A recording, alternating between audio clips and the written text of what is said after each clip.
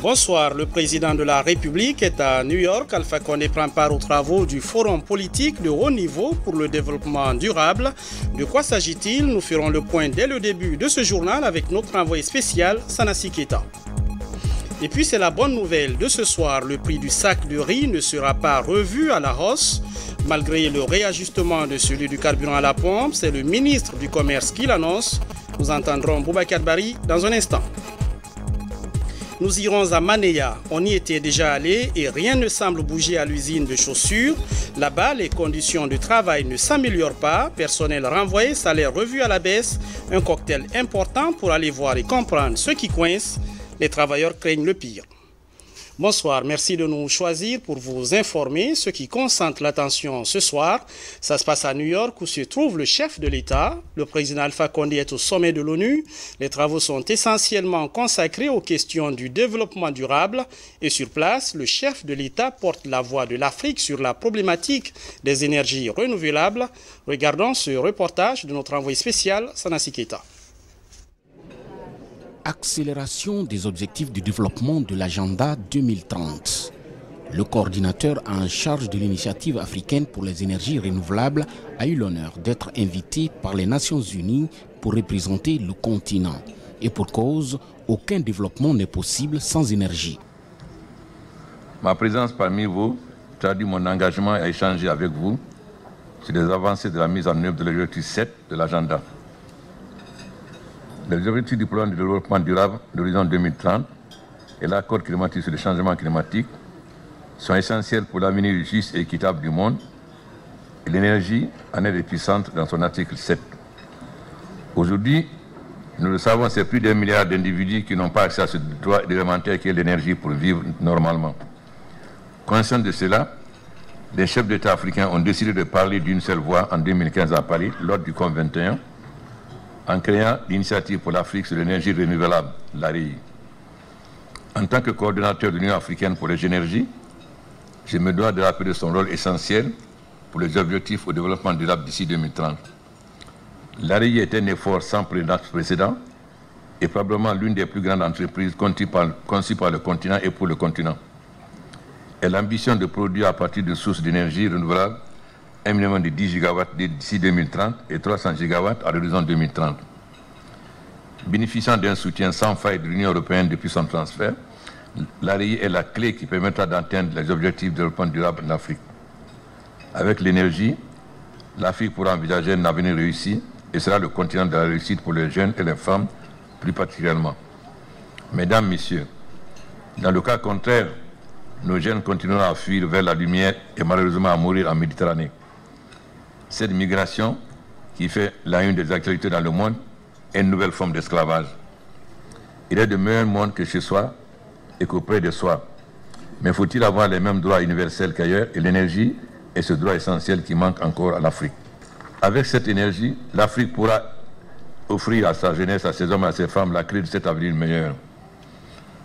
Mon conseil d'administration, que j'ai l'habitude de présider, a déjà approuvé 24 programmes et projets d'investissement prioritaires avec une capacité de produire à terme 1,7 gigawatts pour un totalement de 4 milliards d'investissements prévus.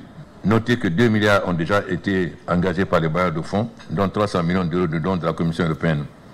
Les affaires de la majorité de ces projets sont en cours. Je constate avec plaisir que l'Union européenne a toujours assisté à nos rencontres, représentées par le commissaire Mimica et par M. Sevan Manservici, afin qu'ensemble nous analysions les différents projets. L'ambition du président de la République de Guinée, coordinateur de l'initiative africaine pour les énergies renouvelables, est bien claire. Ces investissements ont été préparés et proposés avec l'appui de l'ensemble de nos partenaires techniques et financiers, l'Agence française de développement, le groupe KfW, la Banque européenne d'investissement, la Banque africaine de développement, etc. Nous venons d'établir la délibérée unité au dernier sommet de l'Union africaine. Donc notre initiative est aujourd'hui opérationnelle. D'ici la fin de l'été, les 5 régions de l'Afrique auront dans leur consultation afin de travailler à une feuille de route précise devant lever les barrières et créer les conditions nécessaires à une opérationnalisation du portefeuille de projet. Le conseil d'administration prendra ensuite les mesures idoines pour accélérer la mise en œuvre et comme il se doit. Voyez-vous, au-delà du projet de l'AI, en tant que cadre stratégique, va promouvoir la mise en place pour les pays de politiques et d'incitation audacieuses et innovantes. Cela ne pourra se faire qu'avec l'implication du secteur privé, national et international, et du secteur public, à travers le partenariat public-privé pour un objectif gagnant-gagnant. J'ai en Guinée mis en place ce principe pour un méga projet de l'énergie de Barad Kaleta de 240 MW et 446 milliards d'investissements. Chers amis, je suis heureux de conclure qu'à travers ces décisions, l'ARI passe fermement de sa phase d'établissement périodique vers une pleine opérationnalisation et la réalisation de ses objectifs ambitieux visant à soutenir des pays africains à passer à une énergie propre, renouvelable et respectueuse du climat, tout en favorisant un développement économique et durable. Je vous invite donc tous à nous rejoindre afin de co-construire une Afrique plus résiliente face au changement climatique et plus que jamais déterminée à relever le défi d'un accès accéléré et universel en énergie pour atteindre les objectifs de développement durable fixés pour notre continent. L'Afrique prouvera que de son retard, elle peut faire une force en évitant les erreurs commises par les précurseurs. Elle le prouve au quotidien dans le domaine des télécommunications et des nouvelles technologies. Nous pouvons être le continent des énergies propres, protégeant notre planète, puisque tous et construisant ensemble cette quatrième révolution.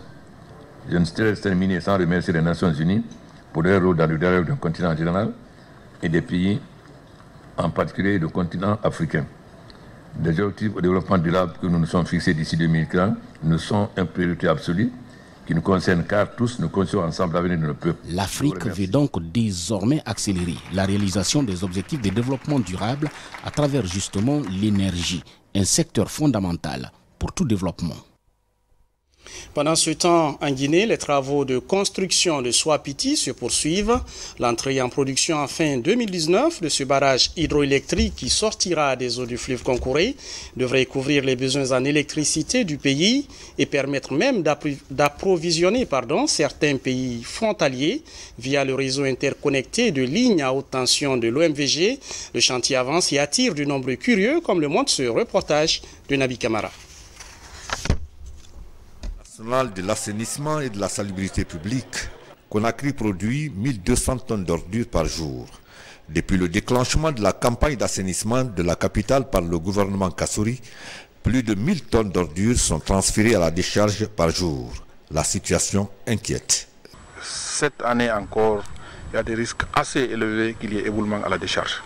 Il faut vraiment sonner la sonnette d'alarme pour expliquer aux uns et aux autres qu'il y a risque à tous les niveaux, aux autorités, aux habitants qui sont là, tous les autres Conakryka pour qu'ils comprennent qu'on est dans une situation qui va être qui est risquante. Les 2 fois de suite, depuis le début de cette saison hivernale, il y a eu 2 éboulements ici.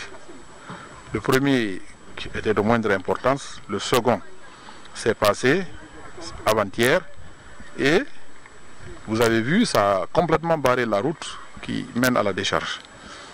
Heureusement, il n'y a pas de perte en vie humaine, ça s'est passé sur la route. On est en train de prendre les dispositions pour niveler la voie. Donc on demande à toutes les autorités, à nos concitoyens, vraiment tous nos concitoyens de prendre les dispositions maintenant avant qu'il ne soit trop tard.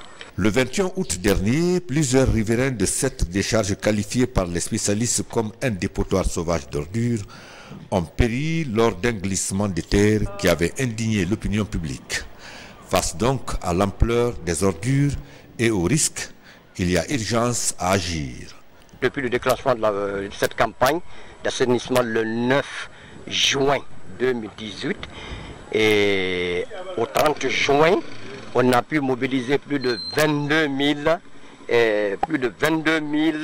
981,5 tonnes d'ordures stockées ici au niveau de la décharge. Le problème s'est posé pour la délocalisation, mais compte tenu que les ordures ne peuvent pas attendre, tous les jours ça se produit, là on est tenu obligé pour le moment de faire en sorte qu'on puisse gérer ici pour pouvoir mettre des ordures. Sinon le problème de délocalisation s'est posé. Donc on ne sait pas jusqu'à quand que ça va voir le jour.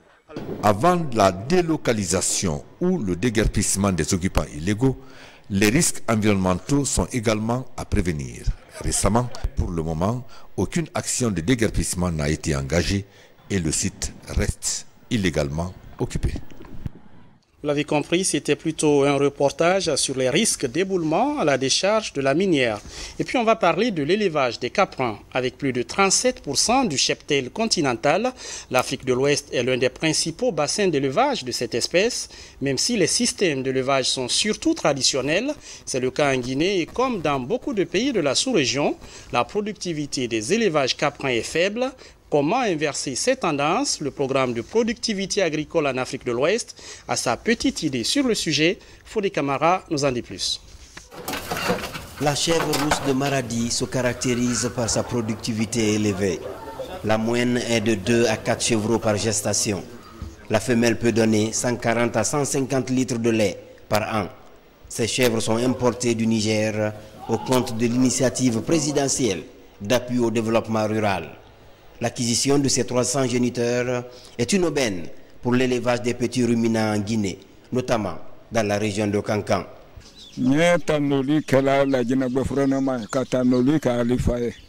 Nous remercions le président de la République, professeur Alpha Condé, et le gouvernement guinéen. Depuis le temps colonial, nous sommes dans le monde rural. Nous promettons de prendre soin de ces chèvres comme nos enfants, afin que tous les Guinéens puissent en profiter.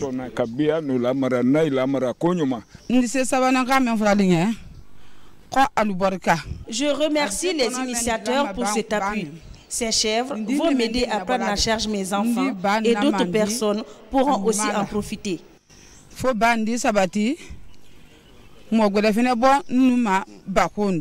La chèvre rousse de Maradi est une source importante de richesse dans les zones rurales, notamment pour les femmes. Au-delà des revenus substantiels qu'elle procure, cette espèce caprine enrichit les ménages ruraux. Elle est surnommée la vache laitière du pauvre. Ces chèvres, si une fois qu'elles sont placées dans de très bonnes conditions, elles peuvent se multiplier très rapidement. Et au niveau de nos élevages, ils peuvent aider les autres éleveurs, puisque nous avons pris des éleveurs leaders à qui on a donné pour qu'eux puissent les entretenir. Une fois que ces chèvres vont se reproduire, ils pourront les distribuer à d'autres éleveurs. Et vous savez aussi que c'est une chèvre qui peut donner jusqu'à une demi-litre de lait par jour, ce qui correspond à la production journalière de la race Ndama. Chez la chèvre rousse de Maradi, 93% des premières reproductions ont lieu avant l'âge de 12 mois. À cause de toutes ces performances, cette variété de chèvre est maintenant très répandue en Afrique de l'Ouest. Je vous l'annonçais en titre, le réajustement du prix du carburant à la pompe crée le débat. Plusieurs citoyens s'interrogent sur le coût des denrées de première nécessité. Le riz, par exemple, qui est consommé par la majorité des populations. Alors c'est officiel, les prix restent inchangés. L'annonce est faite par le ministre du Commerce qui a rencontré les grands importateurs ce mardi. Témoignage en images avec Falilou Diallo. Depuis le réajustement du prix du carburant à la pompe en Guinée, les risques liés à la hausse de certaines denrées de large consommation sont élevés. Mais pour les grands importateurs de riz, les mesures sont déjà prises pour approvisionner le marché local. En tant qu'importateur, lorsque nous faisons le programme, nous prenons toujours en compte des cas de force majeure. Ça peut être des grèves, ça peut être des pannes, ça peut être des retards de bateaux, mais dans notre structure d'importation, dans notre structure de gestion de stock, nous prenons en compte des cas de force majeure. Donc nous avons actuellement assez de riz, nous avons actuellement assez de stock pour pouvoir ravitailler la population jusqu'au mois de décembre.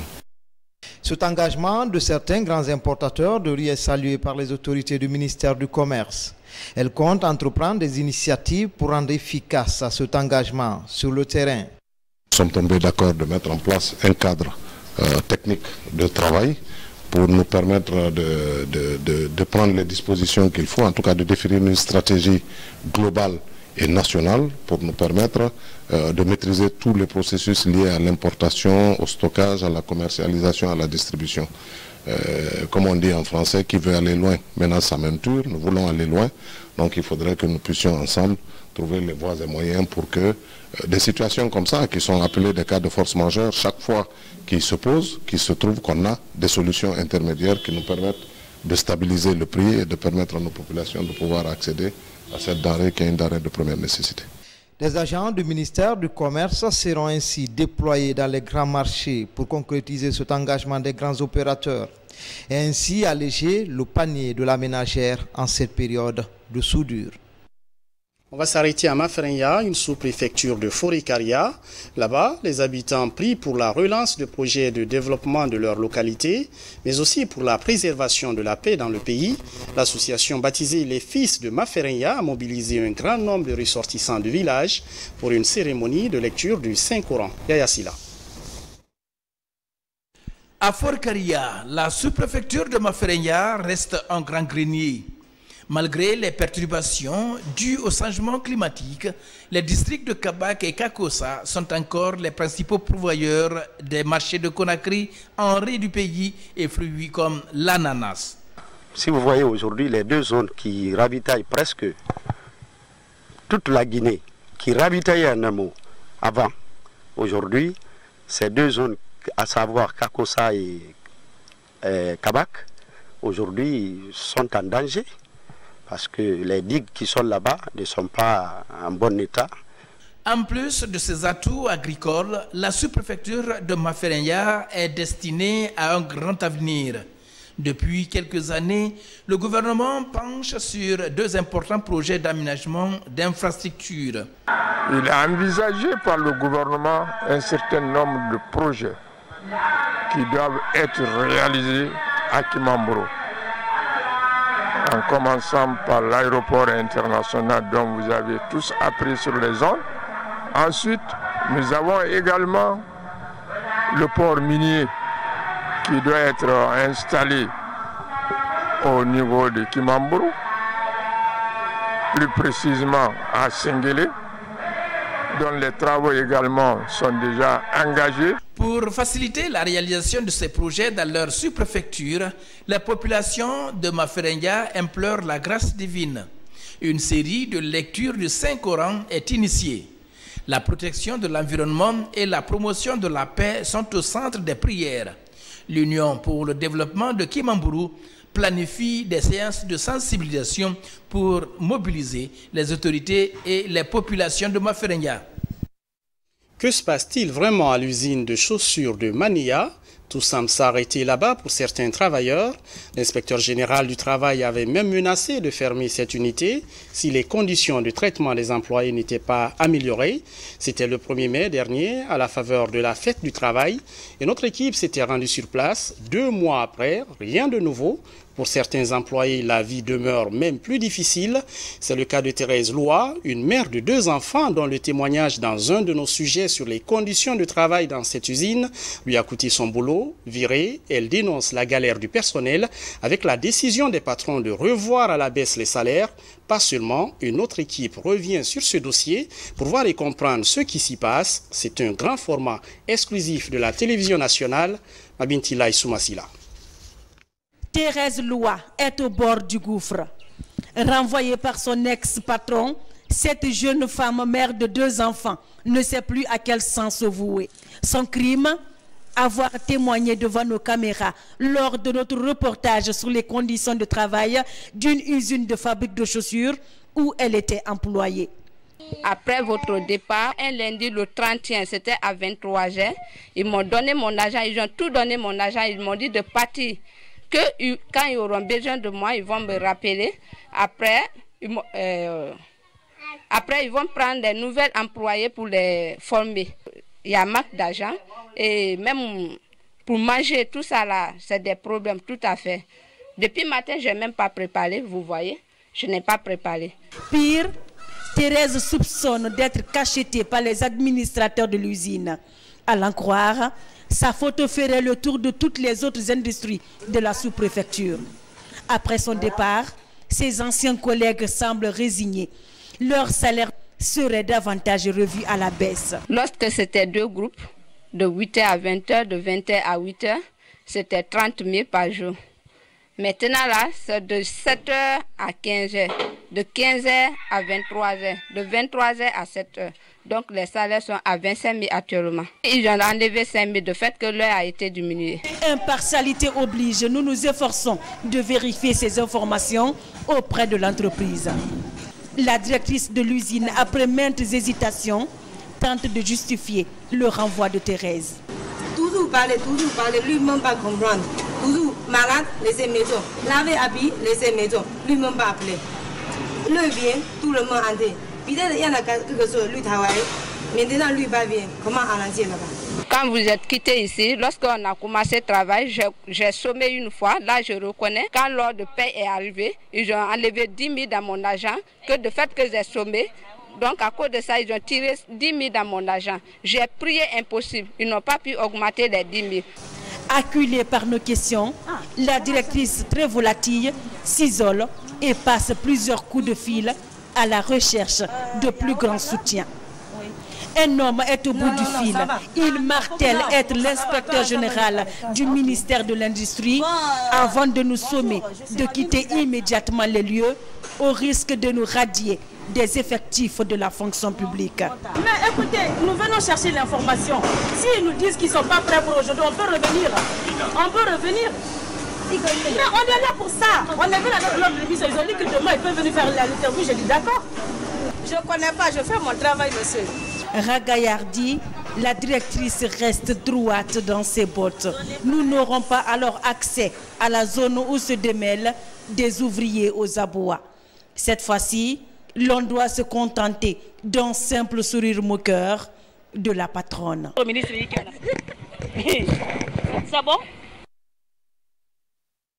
Plus d'un mois après le passage de l'inspecteur général du travail à Manéa, le rêve des ouvriers peine toujours à se concrétiser. Exténuée, Yvonne Touré, une autre employée de l'usine, a rendu le tablier. Elle n'est pas prête d'oublier le cauchemar vécu dans cette entreprise. Pour moi, le travail dans cette usine est très contraignant. Si tu t'absentes, on retire 5 000 francs de ton argent, alors tu ne percevras que 20 000 francs par jour. C'est pour cela que j'ai décidé de démissionner. Thérèse et d'autres personnes ont été renvoyées parce qu'ils ont témoigné à vos micros. Pendant le ramadan, nous mangeons le soir en faisant la monture des chaussures. Nous n'avons même pas eu 5 minutes de pause pour rompre le jeûne. Un jour, un homme dont nous ignorons l'identité est venu ici. Nous étions contents, pensant qu'il était venu nous sauver de la situation. Malheureusement, il est juste rentré et est sorti avec de l'argent.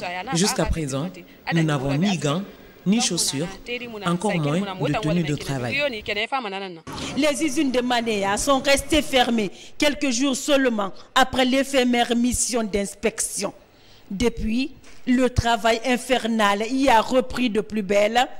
À quand la fête du calvaire? En attendant, ces ouvriers font l'affaire de leur maître en produisant ces jolies chaussures pour un salaire de 25 000 francs guinéens à chaque coucher du soleil. En Guinée, les travaux de construction de Soapiti se poursuivent, je vous le disais au début de ce journal.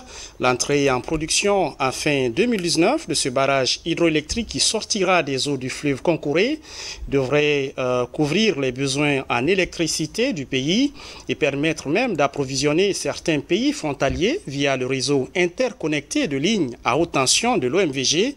Le chantier avance et attire de nombreux curieux, comme le montre ce reportage de Nabi Kamara.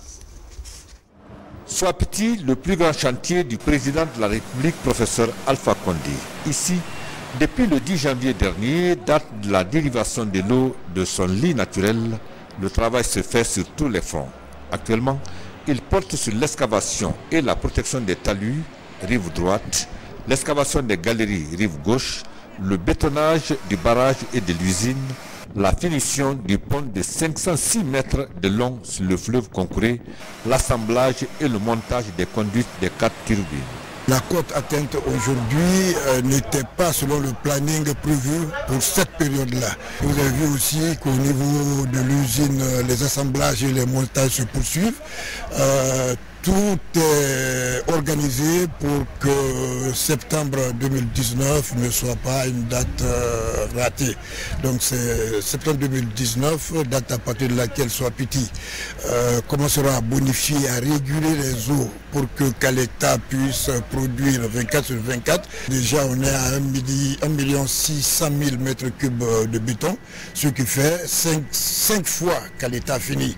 Du 31 décembre 2017 au 15 juillet 2018, en termes de volume de travail, les techniciens indiquent qu'ils procèdent à 32 000 mètres cubes d'excavation et 150 000 mètres cubes de béton par mois. Un travail qui suscite de l'admiration et du soutien de tous les Guinéens, comme ces jeunes venus de l'intérieur du pays. La rumeur ou le mensonge avait fini par être une gangrène chez nous, en Haute-Guinée, puisque nous sommes, disons, distants de la capitale. Ce qui a fait qu'il faut alors diminuer considérablement, pour ne pas dire tuer, n'est-ce pas, ces contre-vérités. De façon concrète, nous comprenons désormais que la Haute-Guinée aura son courant en 2019 et plus précisément en septembre. C'est ce qu'on nous a fait croire et nous le croyons, parce que ce qui est vu suffit pour comprendre que cela sera une réalité, en tout cas, sera une réalité en 2019. Les travaux de construction du barrage hydroélectrique de Soapiti ont été lancés le 22 décembre 2015 par le chef de l'État, président de la République, professeur Alpha Condé. On termine avec cette brève en images. Sport, football, Orea de Conakry, WAC de Casablanca. C'était la grande affiche de cet après-midi, un match de poule de la Ligue africaine des champions. Au stade du 28 septembre, les Guinéens n'ont pas fait la différence malgré un beau jeu et des occasions de but. Un but partout, c'est le score final de cette rencontre. Voilà, c'est tout pour les infos.